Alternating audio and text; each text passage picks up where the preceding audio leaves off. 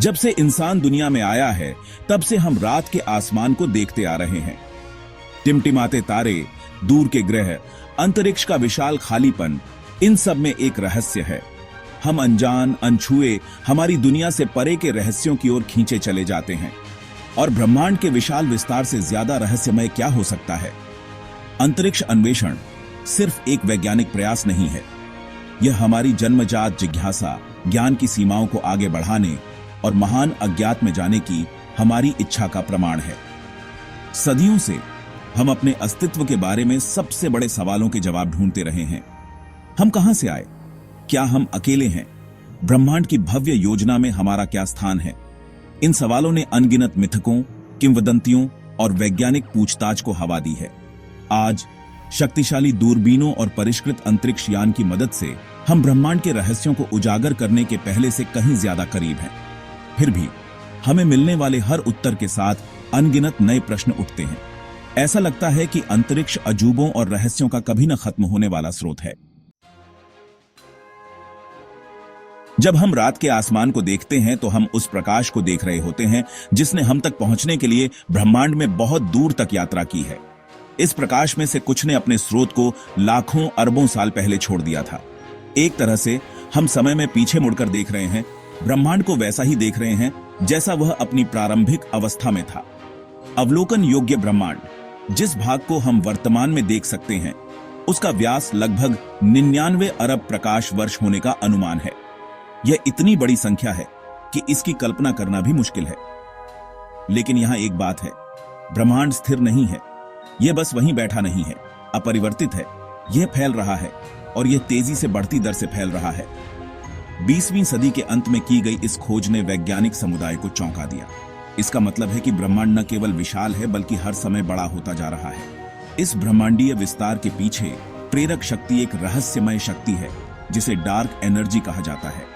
हम नहीं जानते कि यह क्या है या यह कहां से आती है, लेकिन हम इसके प्रभावों को देख सकते हैं। डार्क एनर्जी एक ब्रह्मांडीय एंटी ग्रेविटी की तरह है जो ब्रह्मांड में हर चीज को एक दूसरे से दूर धकेलती है। ब्रह्मांड की उत्पत्ति के बारे में प्रचलित सिद्धांत बिग बैंग सिद्धांत है।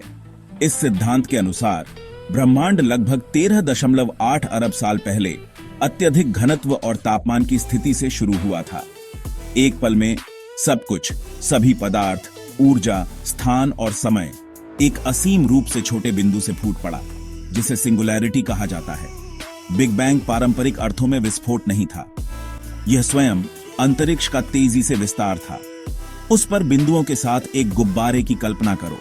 जैसे ही आप गुब्बारे को फुलाते हैं, बिंदु दूर दूर जाते जाते हैं, ठीक वैसे ही जैसे आकाश गंगाएं हमारे फैलते ब्रह्मांड में अलग हो रही हैं।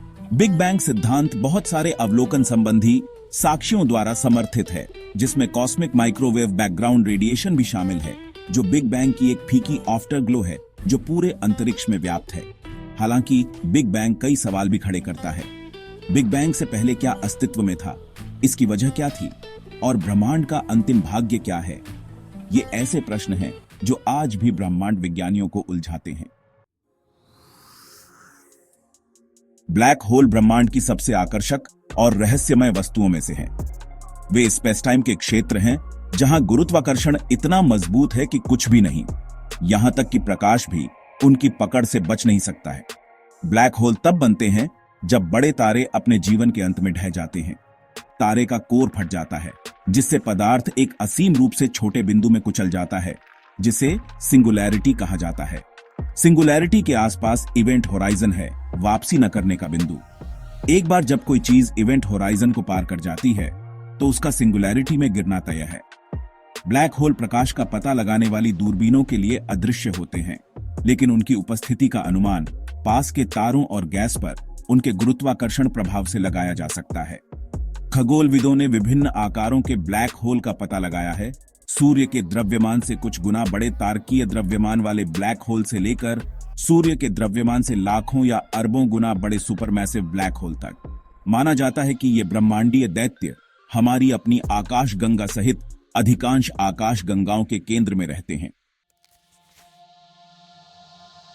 Section 5, information paradox. Black hole भौतिकी की हमारी समझ के लिए एक गंभीर चुनौती पेश करते हैं। सबसे बड़ी पहेलियों में से एक को ब्लैक होल इंफॉर्मेशन पैराडॉक्स के रूप में जाना जाता है। क्वांटम यांत्रिकी वह सिद्धांत जो परमाणु स्तर पर पदार्थ के व्यवहार को नियंत्रित करता है, यह निर्देश देता है कि जानकारी को नष्ट नहीं किया जा सकता है। दूसरे शब्दों में, यदि आप किसी विशेष समय पर किसी प्रणाली की स्थिति जानते हैं, तो आप सैद्धांतिक रूप से किसी अन्य समय पर उसकी स्थिति की भविष्यवाणी कर सकते हैं। हालांकि ऐसा लगता है कि ब्लैक होल इस सिद्धांत का उल्लंघन करते हैं। जब कोई चीज ब्लैक होल में गिरती है, तो वह अपने साथ ले जाने वाली किसी भी जानकारी के साथ हमेशा के लिए खो जाती है। क्वांटम यांत्रिकी और सामान्य सापेक्षता, आइंस्टीन के गुरुत्वाकर्षण के सिद्धांत के बीच यह स्पष्ट विरोधाभास दशकों से भौतिकविदों को हैरान कर रहा है। कुछ सिद्धांतों का सुझाव है कि जानकारी वास्तव में खोई नहीं है, बल्कि इवेंट होराइजन पर किसी तरह से एनकोड की गई है। अन्य प्रस्ताव देते हैं कि ब्लैक होल उतने सरल नहीं हैं जितना हम सोचते हैं, और उनकी आंतरिक संरचना अधिक जटिल हो सकती है।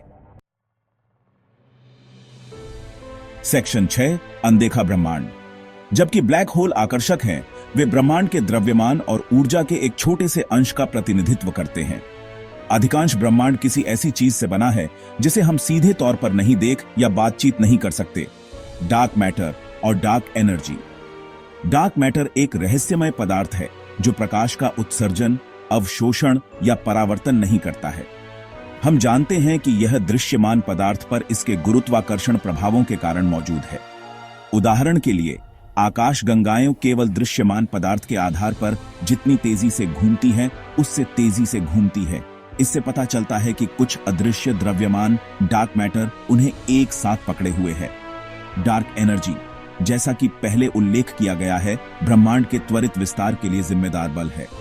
हम नहीं जानते कि डार्क मैटर और डार्क एनर्जी किस चीज से बने हैं, लेकिन वे ब्रह्मांड के अधिकांश द्रव्यमान और ऊर्जा बजट को बनाते हैं।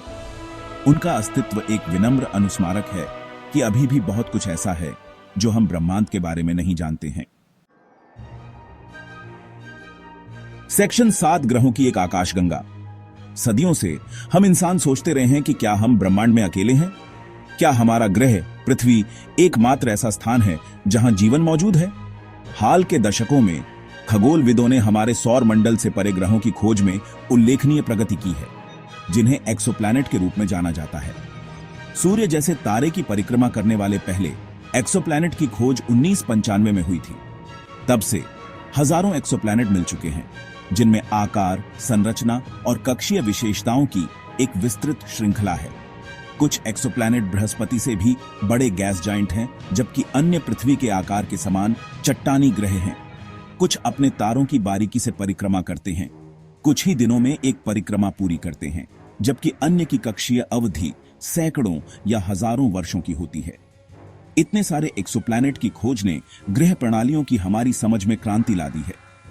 इसने हमें दिखाया है कि हमारा सौर मंडल अद्वितीय नहीं है और ग्रह अविश्वसनीय रूप से विविध हैं। सेक्शन 8, पृथ्वी से परे जीवन की खोज। एक्सोप्लैनेट अनुसंधान का अंतिम लक्ष्य पृथ्वी से परे जीवन के प्रमाण खोजना है। क्या वहां अन्य ग्रह हैं जो जीवित जीवों को आश्रय देते हैं? इस प्रश्न का उत्तर देने के लिए खगोलविद ऐसे एक्सोप्लैनेट की खोज कर रहे हैं जो अपने तारों के रहने योग्य क्षेत्र के भीतर परिक्रमा करते हैं। वह क्षेत्र जहां सतह पर तरल पानी के अस्तित्व के लिए तापमान बिल्कुल सही है। तरल पानी को जीवन के लिए आवश्यक माना जाता है, जैसा कि हम जानते हैं। खगोलविद एक्सोप्लैनेट के वायुमंडल का अध्ययन करने के लिए तकनीकें भी विकसित कर रहे हैं। एक एक्सोप्लैनेट के वायुमंडल से गुजरने वाले प्रकाश का विश्लेषण करके वे गैसों के संकेतों की खोज कर सकते हैं जो जीवन की उपस्थिति का संकेत दे सकते हैं, जैसे ऑक्सीजन, मीथेन और जल वाष्प। अलौकिक जीवन की खोज हमारे समय की सबसे गहन वैज्ञानिक खोजों में से एक है। इसमें मानवता के सबसे पुराने और सबसे मौलिक प्रश्नों में से एक का उत्तर देने की क्षमता है। क्या हम अकेले हैं? सेक्शन 9, ब्रह्मांड और उससे आगे। अंतरिक्ष अन्वेषण का भविष्य वादे और क्षमता से भरा है। हम मानव अंतरिक्ष उड़ान के एक नए युग के कगार पर हैं, जिसमें मनुष्यों को चंद्रमा पर वापस भेजने, मंगल ग्रह पर अंतरिक्ष यात्रियों को भेजने और भी दूर के स्थलों का पता लगाने की योजना है। निजी कंपनियां अंतरिक्ष अन्वेषण में तेजी से महत्वपूर्ण भूमिका निभा रही हैं, नई तकनीकों का विकास कर रही हैं और जो संभव है उसकी सीमाओं को आगे बढ़ा रही हैं। अंतरिक्ष अन्वेषण केवल वैज्ञानिक खोज के बारे में नहीं है, यह भावी पीढ़ियों को प्रेरित करने और मानव सरलता की सीमाओं को आगे बढ़ाने के बारे में भी है। अंतरिक्ष की खोज में हमारे सामने आने वाली चुनौतियां निस्संदेह नई तकनीकों और नवाचारों को जन्म देंगी, जो पूरे समाज को लाभान्वित करेंगी। जैसे जैसे हम ब्रह्मांड का पता लगाना जारी रखेंगे, हम निस्संदेह नए रहस्यों और अजूबों का सामना करेंगे, जो ब्रह्मांड की हमारी समझ और उसके भीतर हमारे स्थान को चुनौती देंगे। अंतरिक्ष अन्वेषण की यात्रा खोज की यात्रा है, बाहरी और आंतरिक दोनों। यह एक ऐसी यात्रा है जो आने वाली पीढ़ियों को प्रेरित और विस्मित करती रहेगी।